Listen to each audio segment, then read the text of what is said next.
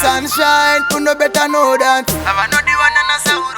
Top try you like it, biggie them naga pa Facebook. Anonzi never come and have say look good. Better mundi second in the one changu chakanyangara chandi no siva kutinde changu. No baby rajura kashata.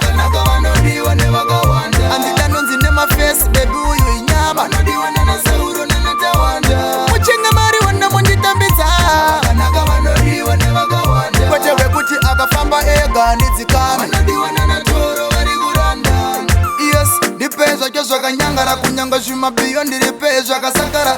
Shamuno siya muchite zhino makisa izo zondizo ngazuye kunotimbo tandara. Afana vamasuva no vano zvidizvibaga izo zvoanditarise ndipe kuno kundidya. As long ndichisiva kuti paari ndinechete mukomana ana muspaka it's okay. Achinosemwa nemafesi nini ndochipimpa ndachipimpa pafe ya muzo mbochisiva. Makeup and no chip and no vara kuipa. Chani chachiita bega mchazo chiona kunaka. Baby rajura kashata. Andita nonzi nema face baby uyu inyama. Muchenga mari wana munjitambisa. Kwachewe kuti akafamba ega nizikame.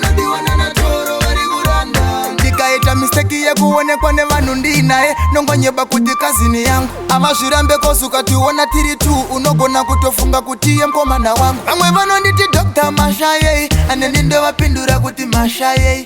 Ingawani venyu vakanaka vanenge vachibiwa nekuseri. Saka ndisiye andilike pikire muskanaka pa Facebook. Anonzi ndevakomana vese look good. Beta mundi second ine wani changu chakanyangara chandinosiva kuti ndechangu. Ndipekuno baby rajura kashata. Andita nonzi nema face baby uyu inyama. Muchenga mari wana munditambisa. Kwachewe kuti akafamba ega ndizikame.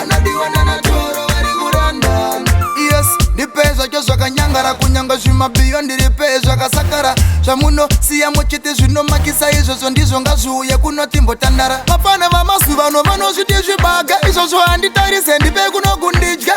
As long ndichisiva kuti paari ndinechete mukomana ana muspaka it's okay. Achinosemwa nemafesi nini ndochipimpa ndachipimpa pafe ya muzo mbochisiva. Makeup and no chip and no vara kuipa. Chani chachiita bega mchazo chiona kunaka. Andita nonzi nema face baby uyu inyama. Muchenga mari wana munditambisa.